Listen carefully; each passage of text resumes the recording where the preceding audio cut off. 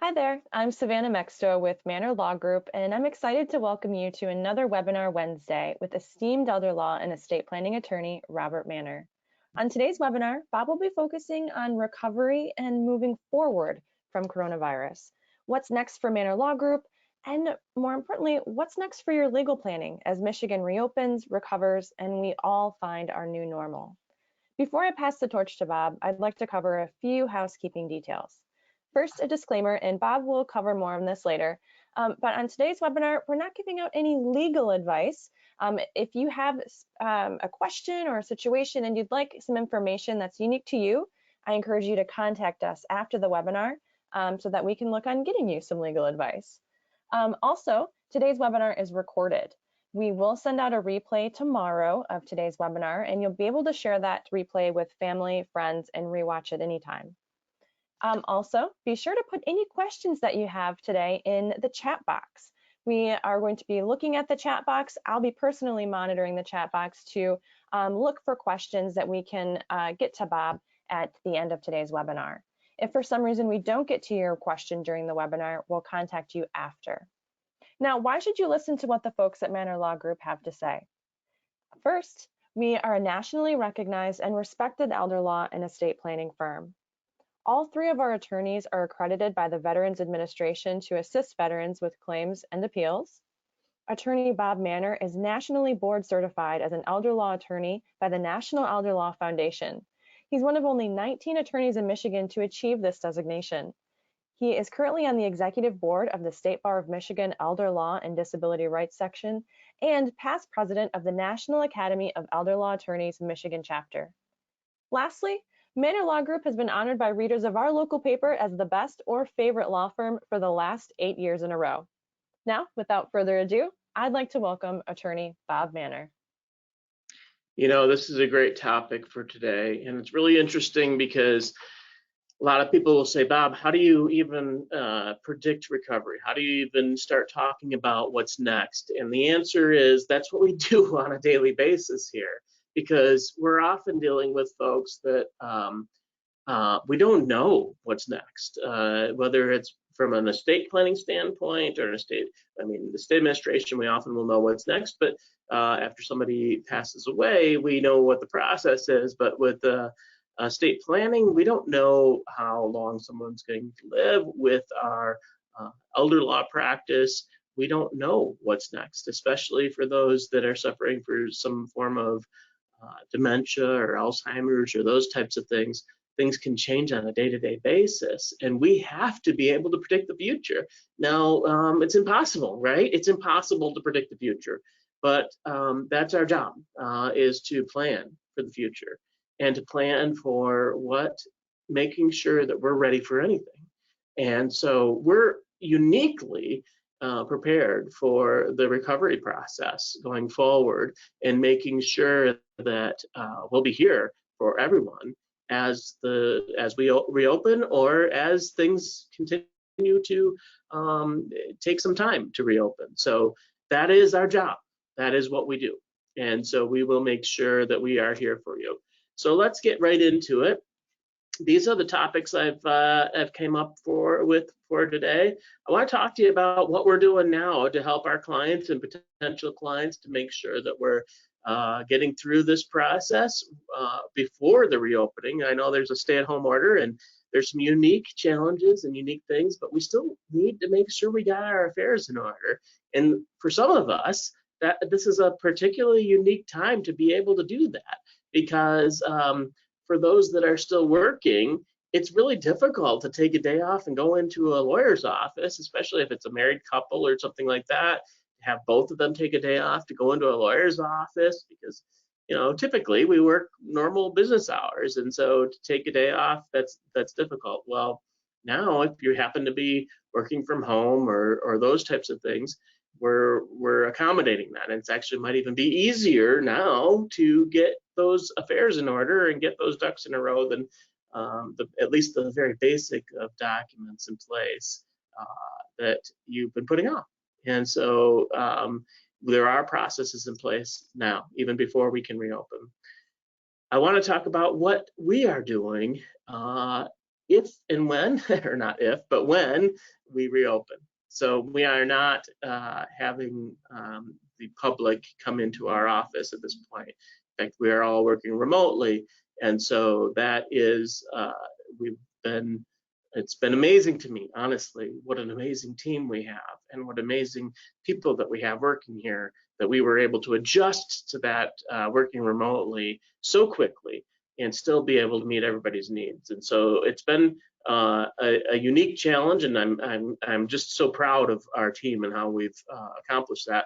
But then the next step is, what do we do next? What about when we reopen? Because it's not just going to go back to normal. Everybody knows that it's not just going to be back to normal, and some folks are not going to want to come in, and some folks are going to want to come in, and we're going to want to talk about making sure everybody's safe.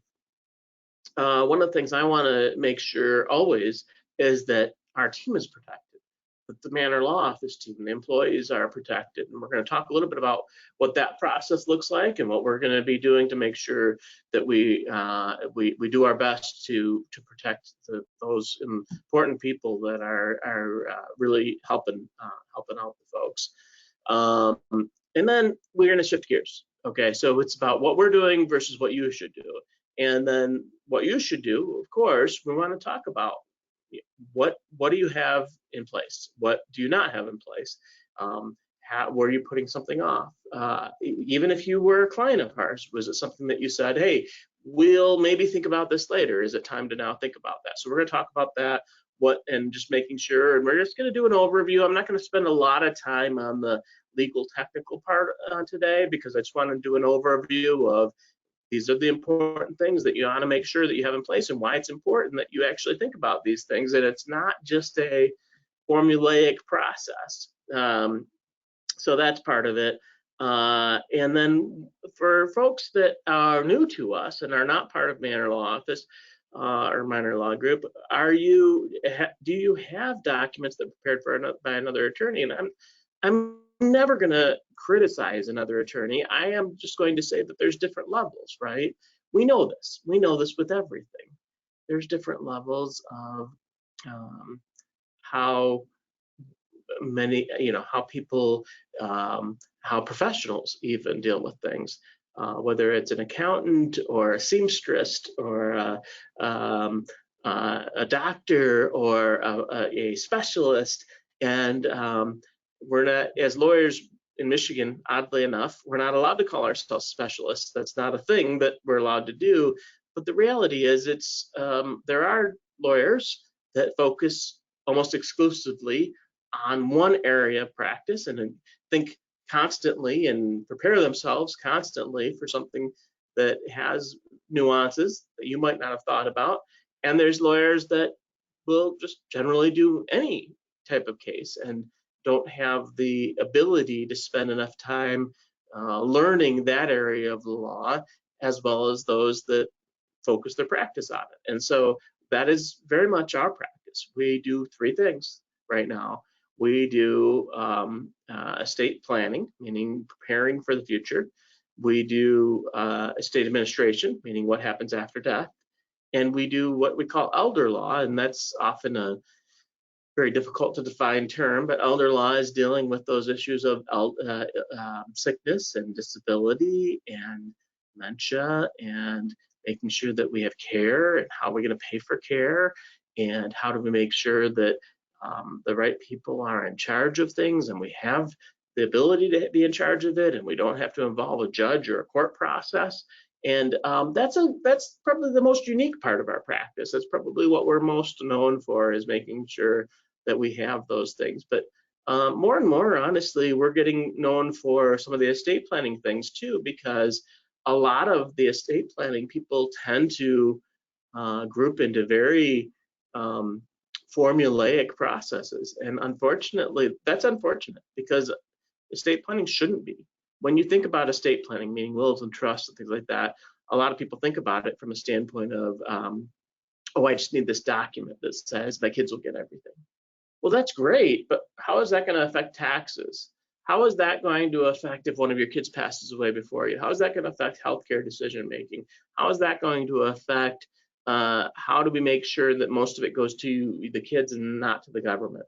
And what's really interesting, it's actually a very interesting practice of law because it's not just a formulaic fill in the blank kind of a process. It can be if you want fill in the blank, sure, that's fine. But that just means that it's likely that more of it's going to go to Uncle Sam than to your kids. Or if you have grandkids, that there's going to be some problems or some court processes involved with the grandkids, especially in the event that one of your children were to pass away before you. And so we've got to think about these things, and it's not so automatic as people often think. And so we have been, historically, we've been known for what we've been sort of famous for, if you want to say it that way, has been dealing with that illness situation. What if you get old? What if you get what if you get old? What if you get have dementia? What if you have memory issues? What if you have Alzheimer's? How do we plan for that? How do we pay for that? How do we make sure we don't lose everything? That's historically what we've been known for because we're particularly good at that. But more and more, we're actually being known for dealing with making sure that we minimize the taxes associated with passing your assets on to your kids, and making sure that we have a plan to make sure that everything's going to go smoothly and that we don't have a court process involved. And you would be really surprised how many times that people think that they are going to avoid probate when they absolutely are not going to avoid probate. This is a very common thing that people will say, oh, well, I have a trust, so I'm going to avoid probate, right? Well, maybe. We have to actually look at how that trust is going to work and how that trust is going to be processed. And often, in fact, the majority of the time, the vast majority of the time, trusts don't work the way that you think that they're going to work. And it's not just about the typewritten documents, it's about the ongoing relationship. And that's what we do a little bit differently here at Mannor Law Office, is that we actually have an ongoing relationship with our clients, which is very different than the standard in the industry. So I do want to talk a little bit about how it's, if you have existing documents, why it might still be worth it to consider having us take a peek at it and just kind of consulting with us. Now, what about if you've already worked with us, which I think a lot of you already have? Do you have friends or loved ones? Well, everything that's been going on lately, this is now the time to send us the folks that need our help. People, I think, are more open to it now. They may have been reluctant or procrastinating before, and now is the time to say, okay, I love you, I want you to help you, you need to consider getting your affairs in order, getting your ducks in a row. Even if you're young, even if you're in your 40s, even if you're in your 30s, if you're in your 20s, it's just, you never know what's going to happen nowadays. And so just making sure you have those basic minimums, and it doesn't have to be that expensive, it can just be something simple. So we're going to talk a little bit about that. What about if you have people in different parts of the state or another state? How can we make sure that they can get help, and then what can you do now? So let's move on to the next thing. Of course, every presentation I do, I have a little disclaimer. We're going to talk about some legal stuff here. And this is, if nothing else, this is my main theme of everything, is that it's always going to be about you. Individually, there's no cookie cutter planning. If you do cookie cutter planning, it's probably bad. If you do fill in the blank planning, it's probably bad. It is. I don't, people will come in sometimes and they have these forms they downloaded from the internet, and it almost always will never accomplish what they want to accomplish. And it's really important to acknowledge that. And so, and even today, I'm going to give you some advice, or I'm going to give you some thoughts, but this is about education. This is not about legal advice. If you want legal advice, you need to get specific legal advice for your specific circumstances. There's no way around it. And I compare it to, we see all these ads on the TV about different drugs and different prescriptions and such And hopefully you wouldn't go and call your doctor and say, I saw this ad for this prescription and I just want you to write this prescription, but I'm not going to tell you anything. I don't want your advice. I don't want your help. I just want you to write a prescription. No, there's a reason why they have doctors. There's a reason why we need to check and make sure that this is appropriate for you. And so I'm going to talk about some legal education, but it's always important to remember everything should be specific to your specific legal needs. Okay. So what are we doing now? This is really interesting. So I want to talk about what happens, we talked about the topic today is recovery, but before we talk about recovery, I want to talk about before recovery, because I don't know when we're going to open up. I mean, in theory, the governor has said we're going to open up next Friday, a week from Friday, and which would be May 19th, May 29th. That hopefully, I don't know, hopefully or not hopefully, we'll see what happens. And we're going to talk about what happens after that. But what about now? What about before that? And the answer is my team of amazing people, they've really stepped up and they've really been able to work remotely. And so we have everything we could do before we can do now, even from a remote standpoint. One of the things some of you know, I know that we've got some clients on the phone. Some of you know that I was one of the co-chairs of the committee to help the governor issue an executive order to allow us to do remote signings. Well, fortunately, we got that order. It took a while, but we got it, and it's actually good through June, the end of June. And so that's really great because now we can pretty much do all the legal services that we could do in person, we can do remotely. We can do with you sitting on your couch, and we can still get all of those legal services done, including signing wills and signing healthcare proxies and making sure that you have end-of-life issues in place and making sure you have probate avoidance and all the other things associated with that. So that's really great. The governor did sign that order and extended that order through the end of June. It's interesting, I was on a call yesterday with attorneys throughout the country. I was part of a group that was addressing this specific issue of remote signings, signing documents without being in the same room with somebody. And lawyers throughout the country are really struggling with this. Well, fortunately, in Michigan, and partly through the help of the law firm, my law firm, Mannor Law Group, we were able to get a executive order in place, and we're working with really prominent politicians to get that made permanent. So we know that we have this authority through the end of June, and we're working with very key legislators to make sure that this will be continued and see if we can make some improvements on it, because there are some parts of the executive order that are particularly cumbersome and particularly difficult. And we've been doing it, although it can be a little bit challenging at times, but we're doing it. And we want to make not only the law permanent, but we want to make it so that it's actually a little easier to use. And so we're working with some key legislators to make sure that that's the case. So going forward, we have that ability. Pretty much anything that we could do before, we can do now. I don't know if you're like me, but if you're like me at all, then I like face-to-face. I like looking at somebody in the eye. I like sitting at a desk with somebody and talking to them. It's my preference, honestly. I feel like I can communicate better with them. I can make sure I can, pretty much we can do a lot of stuff online, and I can actually see their face and all those types of things. We've been really great at adapting to the new technology, and we've been helping others adapt to the new technology.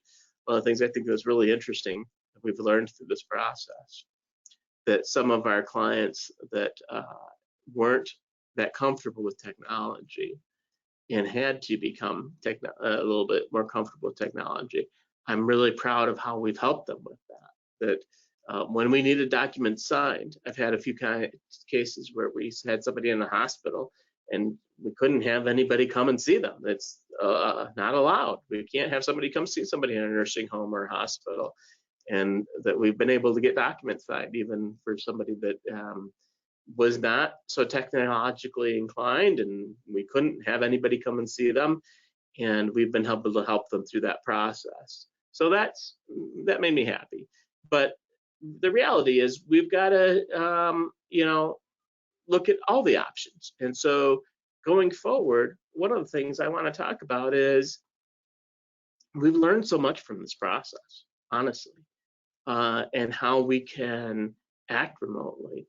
And we expect, and we're working on making sure that we can put it as part of the law that will continue to be act remotely, including sign remotely. Well, that opens up a whole new thing for us to be able to help people without having to drive an hour to go see them, or 2 hours to go see them, or 3 hours to go see them, and things like that. So that's a really interesting aspect of things, because I think we do a particularly good job. I don't mean to be I'm not trying to be not humble about it, but I do think we do a particularly good job of helping people think through some of the problems that they're having and help them get past those problems.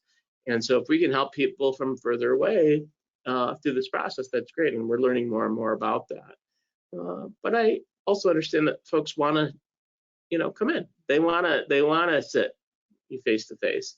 So what are we doing for that? And I've got a couple of different things that are not just a couple of several different things that we're trying to do to make sure that we're ready for reopening our office. The first thing I do want to mention is that I want to continue this option of the remote process.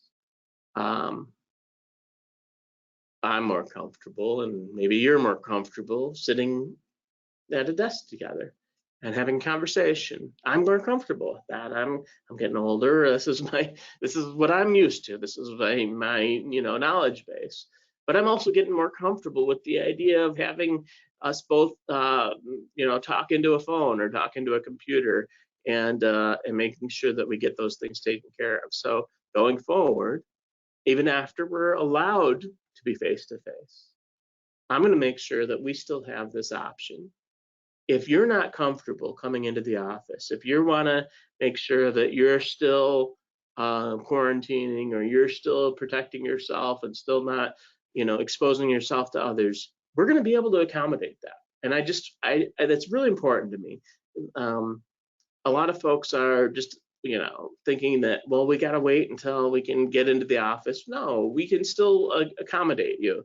And even after they say we're allowed to do this, even after everything's open, if you want to do it from your couch and have your daughter and son on the call too, and they can see what's going on and all of that, great. I like this. I'm glad that we learned more things as part of this process, and I'm excited about that, actually. That hopefully we'll be able to include, when you want it, those other family members to be part of that process. But going forward, what are we doing to make sure that if you do come into the office, you're safe? Well, we are going to have, just like you may have seen, and I don't know, hopefully, I don't know, maybe you've gone to a store recently, or you've gone to a grocery store, or you've gone to a drugstore. You noticed they have all those, I guess, called sneeze guards up now. Well, we're going to have those too, and it's honestly a good idea. I mean, I don't see any reason why that's going to hurt anything. So we're going to have those sneeze guards up in all the offices. If you come in, we're going to have a little barrier in between us that's going to be see-through, so we can still see each other. But we're going to have, if we have to pass documents, there's going to be a little hole we can pass documents through. But we're going to have those protections in place. Even before we had the shutdown, we were really, really careful, and we're going to even be more careful about sanitizing every room before and after somebody comes into the office. If we're going to have any outsiders in the office, we're going to sanitize the tables, the desks, the handles, all of that. Ideally, you won't, and this is the plan, that if you come into the office, you will not have to wait in a waiting room. You will come right into the office. You'll come right into the meeting room that you're going to meet in.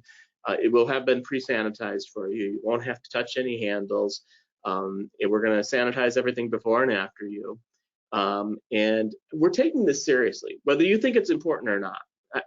I get that there's a lot of different ideas about this with regard to different thoughts and politics associated with this. I don't know the answer on that. I just think it can't hurt to be extra cautious. And that's what we're doing. We're going to be extra cautious and make sure that we sanitize everything before and after, that we have the guards in between us, both at the front desk and in each individual room. And so I think if I have this right, so how will things be different now?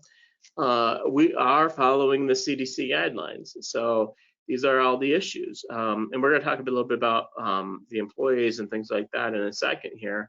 But we're going to follow all of the guidelines to say whether or not we should have a meeting, whether we should have the meeting in person, whether or not we should open the office. Are the doors locked? Are they not locked? Since the governor has done the shutdown order, we've locked our doors. You cannot come into our office. We have places for you to drop off documents and for us to pick up documents, for us to check our mail, all of that. We've been operating fully throughout this whole time, but no one has actually walked into our office other than our team during the pendency of this. Well, once it's safe to open and we're following the CDC guidelines, then we will open. Okay, that will be a process. We are also making sure that we protect our team, right? A lot of you know specific people here, whether it's Savannah, who was on the call with us, or Katie. A lot of you have been talking to Katie, or Wendy. A lot of you really love Wendy. She's very personable. Or Amy with regard to the Medicaid issues, or one of the attorneys, Kelly or Melissa, or Tom, or our paralegal, or Liz, any of the folks that you might deal with, it's my number one goal to make sure they're protected too. And so what we're going to do is we're going to set it up in such a way that, number one, they never have to come to the office, that we can work remotely no matter what. If they choose to come to the office because they feel that it'll be easier, we're going to make sure there's procedures in place to make sure that everything's sanitized, that they have the process in place. If you come into the office, we're going to have masks available for you. And I get it. I see some of this political stuff out there. I'm not political. I don't have an opinion on this. I honestly don't. I'm not trying to be on either side of the issue of should we wear masks or shouldn't we wear masks. My answer is I just ask that you do. If we are going to be face to face, we're going to wear masks and we're going to have masks available for you. And so we're trying to make this just safe for everybody out of the abundance of caution. That's kind of what we do. That's kind of what the plans that we do. Sometimes people will come in and they say, well, why don't I just have beneficiary designations on all my accounts? Okay, well, that may work, 40% of the time. So, people will come in and they say, oh, I don't need a trust, I don't need any of this stuff because I can just put beneficiary designations on all my accounts. Maybe that'll work. Maybe that works 40% of the time, 47%. I don't know. Who knows what, our issue is to make sure that we have a plan in place for everything and that we're working out of the abundance of caution. And why not? And so we're going to have those masks for you. If you happen to come into the office, we're going to have masks available for you, one-time use masks. We're going to have masks. It's just how we're going to do business. And so we'll see. I don't know. Will that ever be over? I don't know. I assume someday. But the bottom line is, why not? Can't hurt, right? We want to protect everybody. I want to protect my team. I want to protect you. I want to protect the next person. And so we're going to sanitize everything. We're going to wear masks. It's just what we're going to do. And I just don't see the harm in it. I just don't see the harm in the abundance of caution for the hour that you might be in the office or something like that. Okay, so that's what we're going to do, and we're going to kind of insist on it. We're going to have those available for you. So what should you do now to protect yourself? And so I know a few of the people, I can see the list of people on the phone or on the webinar here. Some of you are longtime clients and some of you are new. And so I have these silly little pictures to explain the different concepts. And so I think it's important to, just address this real quickly because When it comes to this, we've got the base plan, which is the will-based plan.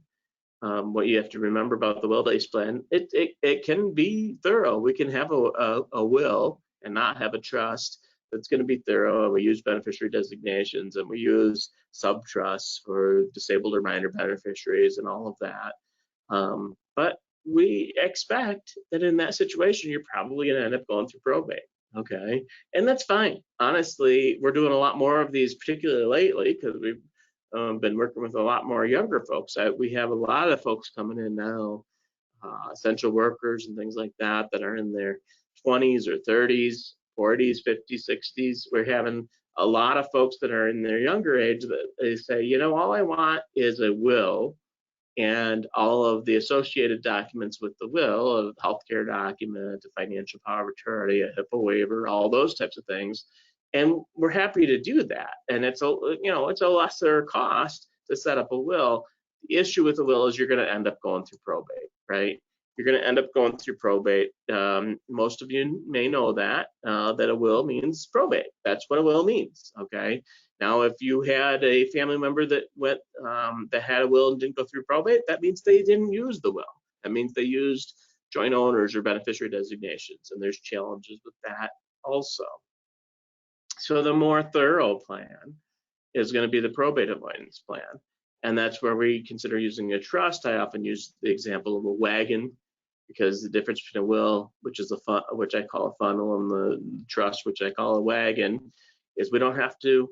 The funnel's a catch-all, whereas the wagon is not. The wagon, we actually have to go through each and every asset and make sure that it's titled properly and we have beneficiary designations properly.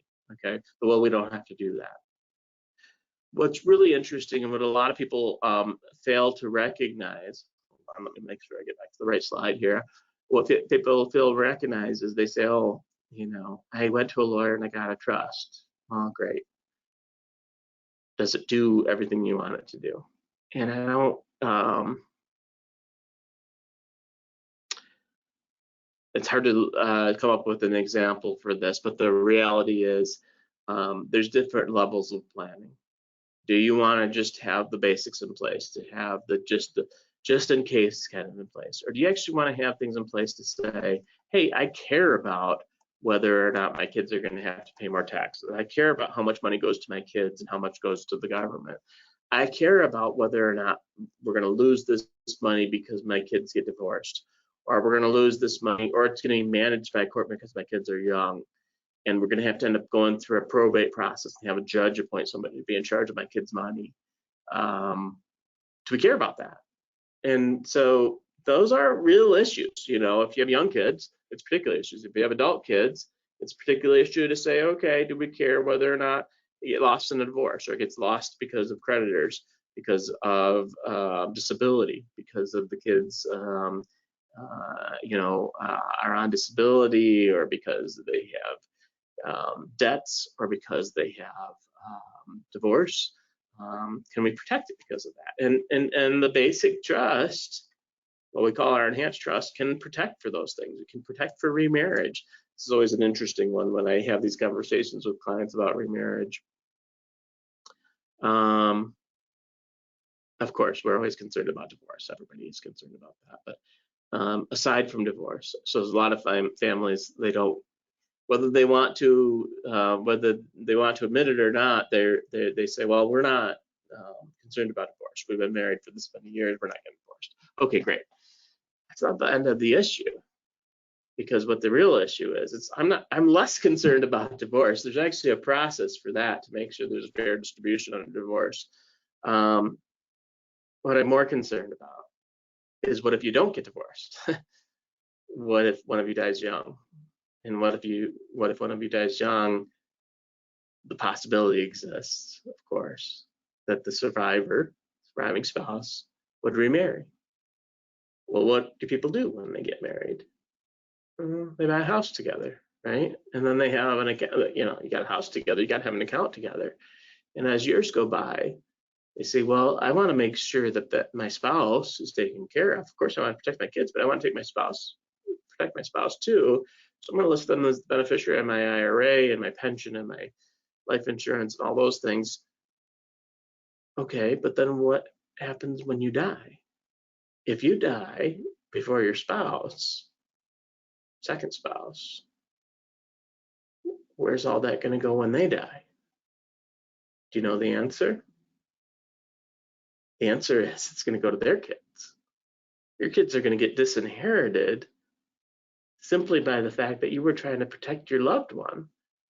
And that's not probably what you want. You probably want to say, okay, once we're both gone, it's either going to go equally to all of our kids, or it's going to go to my kids. Here, my share is going to go to my kids, and her shares are going to go to her kids, or whatever. Spouse's share is going to go to your kids, her kids, their kids. That's not the way the law works. That's not the way it works. And so we got to, prepare these legal documents in such a way. If this is a second marriage or third marriage or whatever, you need very specific legal planning, and a lot of lawyers just don't plan for that. They just say, okay, well, you want to go to your spouse, everything goes to your spouse. Well, what that means is if everything goes to your spouse and you happen to die first, you just disinherited your kids. That's the way it works. It doesn't have to work that way. We can plan around that. We can set it up so that it says everything goes to my spouse, and when they die, everything goes to my kids, or everything goes equally to both sets of kids, or whatever it is that you want. It's just not ideal to have it be that, we roll the dice and have it go to whoever dies first, whoever dies last, and have it go to their kids. That doesn't make any sense at all. But that's what a lot of the plans I look at, and a lot of people, when they use beneficiary designations and things like that, that's what that means. So we got to plan around that. And then we've got this other section, and it involves asset protection. What are we talking about when it comes to asset protection? It could be that we need, at some point in our life, we need some home care. We need assisted living. We need memory care. We need nursing home. Well, you might have guessed, that can be pretty expensive, right? And if that's really expensive, are we going to impoverish our spouse? Are we going to impoverish our family? Are we going to impoverish everything? Is there any way that we could protect our assets? And the answer is absolutely we can. And it's not just as a result of this asset protection process. This is one option. So what I always look at, I'll have folks, and I'll do this presentation, and I'll say, we've got this asset protection trust that we can do. And people will call me up that have been clients for years, and they'll say, oh, well, Bob, wait a second. I'm not happy because we don't have this asset protection. We've been clients of yours for 5 years. Why don't we have this asset protection? And the answer is, it's a case by case. We got to look at your situation. We got to look at what's right for you. And what's right for you might change over the years. That's why we need to stay in touch. We need to talk, every few years and say, okay, something's changed. I had a client call me. I was talking to him yesterday. I haven't talked to him in 13 years. I really wish I would have, because things have changed a lot in the last 13 years. What we try to do with all of our clients, we have this process where we have this annual meeting for our clients. It's free. We have this annual meeting for our clients to see whether or not they need any updates or things like that, and we have a process for that. But this particular client didn't get a hold of us for 13 years, and it's unfortunate because now things aren't as good as they could have been. And so that's my point, is that we're here. That's the difference between hiring us and hiring or doing forms or hiring another attorney, is we're going to be here. We have this process of checking in with you once a year, of following up with you, of educating your heirs, educating your executors, all of those types of things. We're going to be here after you die. We're going to be here if you get sick. We have all of those within our office. We're a big enough office, and people sometimes ask. I always think this is, I actually particularly like this question. So sometimes people are uncomfortable asking this question, but I like the question. It's a good question. And they say, Bob, you're asking us to plan for all of these things. But Bob, what happens if you're gone? I've planned for that, as you might have imagined.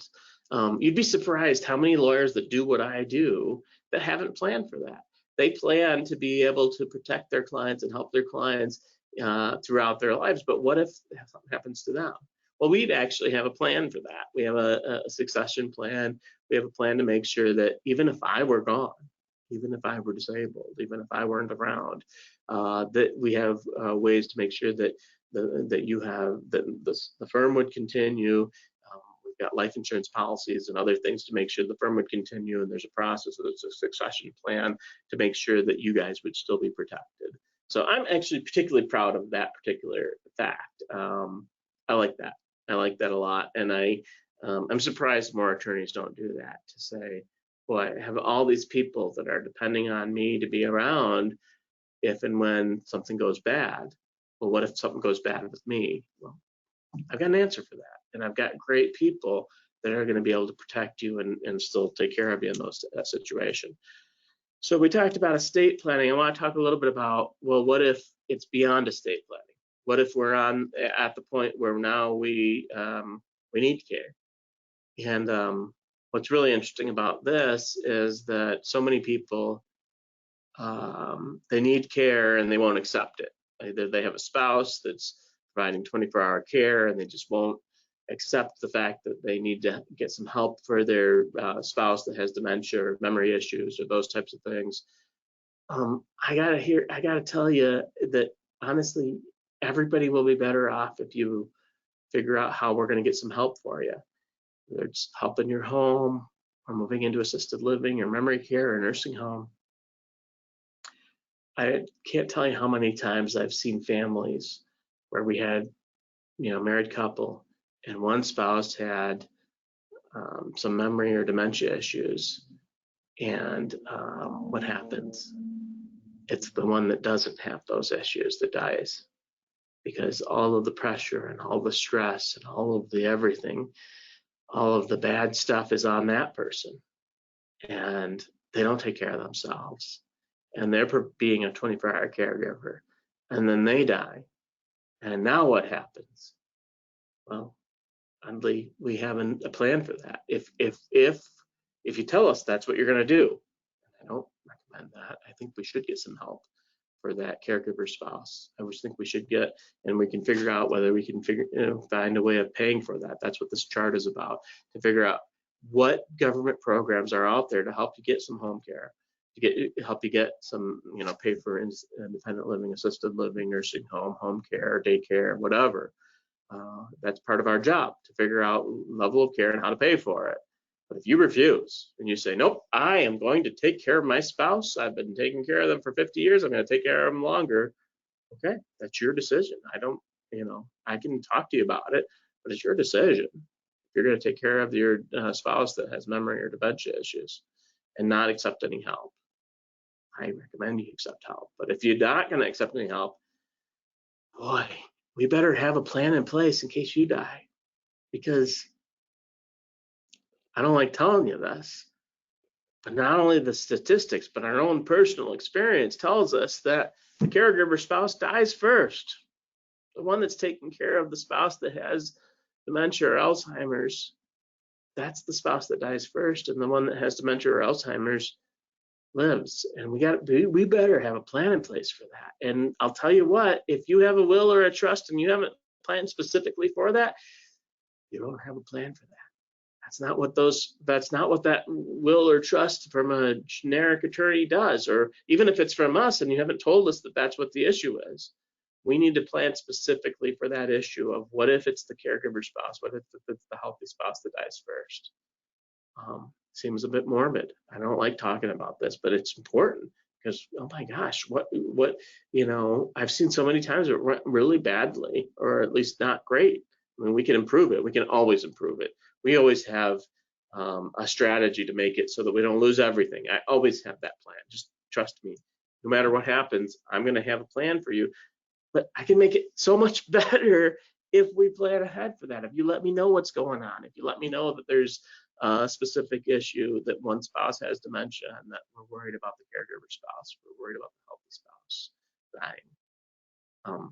Or even if you're not worried about it, I'll ask you to be worried about it, and let's plan for that.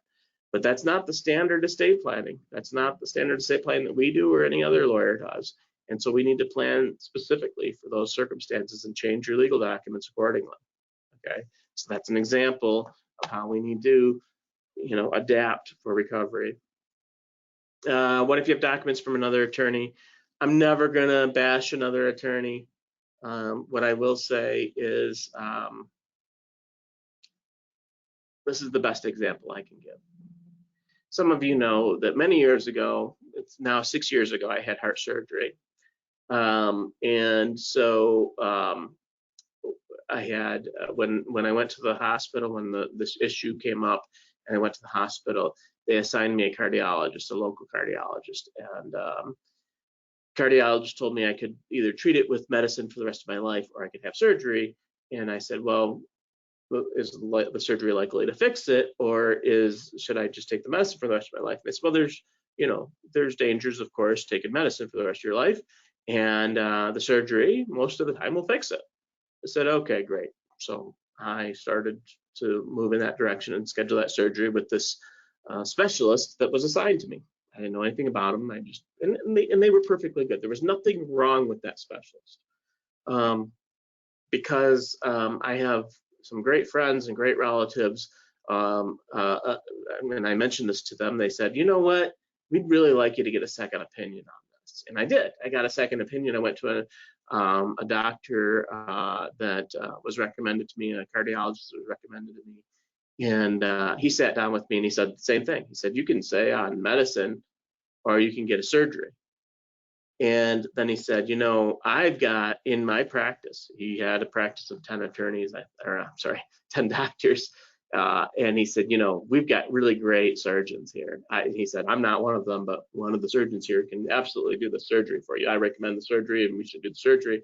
He said, you can do the surgery, or down the street, you know, in Ann Arbor, there's the guy that invented the surgery. And I could get you in with the guy that invented the surgery, or you can go with one of the local surgeons, and probably it would have worked out fine either way. Honestly, I get it, you know, that's fine. I could have gone with the local surgeon, but he gave me the option of going with the guy that invented the surgery. If any of you have spent a little time with me, you might have guessed which choice I chose. I chose the guy that invented the surgery, and that's I feel like I'm just using that as an analogy, you know. Somebody that does this, somebody that focuses their life on this, that thinks about this, you know, is it going to be 5% more costly? I don't know. Maybe it's going to be 5% less costly. I honestly don't know if our services are going to be different. What I can tell you is we often look at other documents and other legal plans that are prepared by other attorneys, and I start talking to the person, and that's so important. Is just to talk to you and say, well, what do you really want? What are you trying to really accomplish here? And just listen. And I'll tell you, so many times it's not what's in your documents. It doesn't accomplish the goal. Maybe it accomplishes the goal, you know, if it's sort of cookie cutter plan and it says, well, that'll help 40% of the people. Well, maybe you're not in that 40%. And what we try to do is make sure that the planning we do is right for you, for your kids, for your family, for your spouse, for your circumstances. And guess what? That changes over time. You know, so many times people think that, okay, well, we can just go to a lawyer once in our lifetime and never worry about it again, put it on our desk and put it on our bookshelf and let it gather dust. That's not the way that we practice law. What we do is we say, okay, we really think you should check in on us once a month, once a year, once a month, that's too often, once a year. Once a year, we want you to spend an hour with us, even if it's on video, and we just check in with you and make sure that everything's okay and everything's good and nothing's changed. Because I'll tell you what, a lot of times so many things have changed, and if we haven't updated things, it's not going to accomplish it. And for some attorneys, they don't have that process. They don't even have an ability to adjust to your change. They're more cookie cutter kind of lawyers, and I'm just not that. I'm not a cookie cutter. If you ask for some kind of cookie cutter approach, I'm going to tell you to go to a different lawyer because I just don't do that. But we're here for you if you need us, and if you have loved ones that you think, you know, you want to make sure they got the right things in place, we got the low cost options. But the good news about the low cost options is they're part of our family now. They're part of our process. And we're going to stick with them. And as things change and they need more complicated things, we're going to be here for them. And that's my goal in life. That's my goal, is to make sure that we have for the people that work with us, that we're here for them, that we're going to take care of them, that we're going to make sure that as things change, that we adjust their planning accordingly. And is there a cost to it? Yeah, there's a cost to it. You know, I couldn't stay in business without it. You know, all the ones that do the cookie cutter planning, they don't expect you to ever, see them again. I do. I expect you to see me again. If you're going to be a client of ours, I think we're probably going to see each other again. And that over the years we're going to update things, and there's going to be a cost to it. So it's going to be cheaper than starting over. It's going to be cheaper than going to a new attorney. But it's my goal to make sure that the people that we work with, that we've set it up the best we can, and we can make it as convenient and appropriate for their circumstances and their family. All right. What if you have friends and loved ones who should work with us? This is one of those things that we've got lots of folks that will. One of the proudest things I have about the law practice that we've developed is that we've got fans. We've got people that are just, they've been to other lawyers. They've gone through the process. They've had other options, and then they are just so convinced, and they're right, I hope they're right, that we do things more thoroughly, that we really we care about making sure that things are right and things are going to be good, and they're going to be as convenient and smooth as possible, and that we've thought of all the different issues that could come up, and that we're going to stick with you, and that we're going to be here for you when you need us.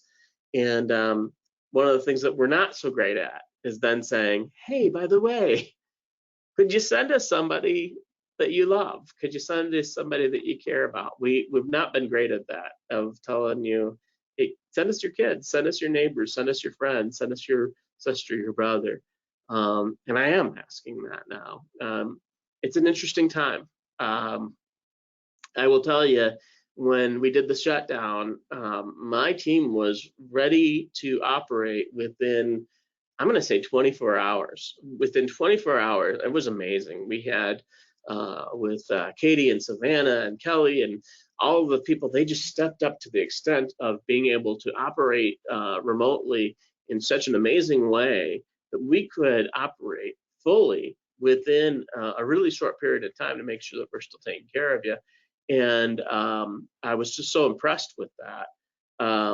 And the bottom line is, we've not been great at asking people to say, well, if we did a good job for you, think about others that we might be able to do a good job for you. And I'll tell you, that first month after the governor shut down the offices and said the stay-at-home order, it was tough. It was tough to stay in business.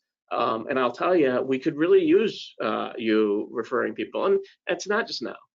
We could in the future. It's always important. And we're going to double down our efforts to make sure that we take care of everybody that you refer us to. If you have that trust in us that you're going to refer us, we're going to double down our efforts to make sure that they're taken care of. But we could really use it. And I just want I want to encourage you, and that's something I've not done very well in the past, of asking you to send us your friends and loved ones. So I'm asking, and I hope that you give that some consideration. And this is interesting. I really, I'm really happy about what we've learned during this shutdown. And we've learned a lot. We've learned a lot about how we can help people remotely. We've learned about how we can automate things, how to make things a little bit simpler, how we can do remote signings, all of this stuff. And so now, what's amazing to me is that if you have somebody anywhere in the state of Michigan, whether they're in the UP or not, we can probably help them. We can probably do everything that we could do for you, for anybody in the state of Michigan. And I'll talk about people that are out of state in a second here, but I have a little quick story that I think is kind of funny. I had an associate attorney a few years ago, and when she first started, we had a client that wanted us to help his parents, and the parents were in the UP. And we didn't know about remote everything back then. This was many years ago. And I went to my young associate and I said, hey, any chance you want to take a vacation to the UP?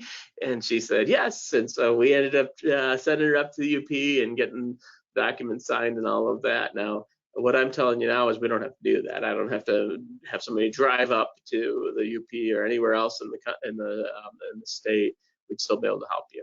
What about if you have somebody out of state? Well, I've been really fortunate in the last, I'm going to say 10 years or so, that I've met some amazing people throughout the country. And I've had an opportunity to both speak and listen and participate in programs on a nationwide basis. And I've met some of the best attorneys in the country. And so if you have people in other states, pretty good chance I can find somebody in that state that will be able to help you. And so feel free. It's not going to do anything specific for me, but I want to help you. If you're part of our people, if you're part of our group, I want to help you. And if you have people that you want to help in other states, I can do that. So you let me know, and I will find you somebody within the area, or at least within the state, of the person that you want to help. So feel free to do that. Of course, the question for lots of folks is, okay, Bob, you sound like you really do care, you really do know what you're talking about. How much is this going to cost? And my answer is never changed. It's always the same. I don't know. It's going to be, if you wanted cookie cutter planning, you wouldn't hire me. So it might be cheap. It might be free under some circumstances. It might be expensive. Might be really expensive. Honestly, I can't tell you unless I know what's going on with you. And if you have a lawyer that says that they can tell you that without knowing more details, boy, oh boy, I hesitate to go with that lawyer. I hesitate to go with the lawyer that's going to say, everybody costs this much, because there's so many different details, and we really try to make sure we have the best answer for everybody, and it's going to cost different depending on the circumstances. So I'm going to turn it over to Savannah and see if we have any questions. Otherwise, I'm going to give you some options or not me, Savannah's going to give you some options for contacting us and figuring out if you are concerned about making sure that everything's in place, or if you haven't worked with us before. So if you have worked with us before, you want to have it updated. If you haven't worked with us before, you want to have us take a look at it, or if you've got friends or loved ones that you want us to take a look at their stuff and make sure that they've got a plan in place to take care of everything. I would not only be happy, but I'd be honored to help with that. So I'm going to turn it over to Savannah, see if we have any questions, and then she'll give some instructions about how to get a hold of us, how to set up an appointment with us, how to get a free sort of interview with us. Thanks, Bob. And that was great information as usual. Looking at the questions in the chat box, I don't see that we have any at this time. If you do have a question, I encourage you to put it in the chat box now, and we'll be sure to get to it before the webinar wraps up today. Otherwise, I'm going to go ahead and just walk you through how to contact our team if you'd like to make an appointment, or if you would like to ask a question or refer someone, a friend or a family member, to us for help. So again, thank you for joining. We do have a couple of easy ways. A few minutes ago, you should have had an email that arrived in your inbox, and it's going to have instructions for 2 ways to get a hold of us. So the first way is that you can actually contact our team and schedule that 15-minute interview call, is what we like to refer to it as. Our client services director, Katie, she'll be the one on the phone with you. She'll ask you a few questions, and you'll have the opportunity to interview our firm as well and find out if we're the right firm for you, or if we can actually help with your matter. We're not able to help with everything, and sometimes we need to send you to someone who can do a better job than we can, just like Bob spoke about earlier with going to the one doctor referring someone to another doctor. So that 15-minute phone call with Katie will really give you the chance to dive in and see if we can help and how. Now, in the email, you'll have a button that you'll click, and you'll just open that up, and it'll actually take you to a calendar. You'll choose the day and time of that call. So you just select a time and day that's convenient for you, and Katie will contact you at that time. Now, if you're not quite sure that you would like that interview phone call yet, maybe you just have a question or a concern, or you just want to know more about something. Well, in that same email that came to your inbox just a few minutes ago, you'll also have a button that you can click that will take you to our website, and you can actually just leave a question. You can contact us there, and a member of our team will follow up with you within 24 business hours. So again, I encourage you, if you have a question, just click that contact us box. You'll be taken to our website and you can leave your question there. And if there's someone that you would like us to contact for you, you can leave that information there as well. So again, check that email. That should be there for you anytime. If you do have a question, I encourage you to reach out. And again, thank you for attending today. It's always a pleasure, and we'll talk to you soon and see you next week.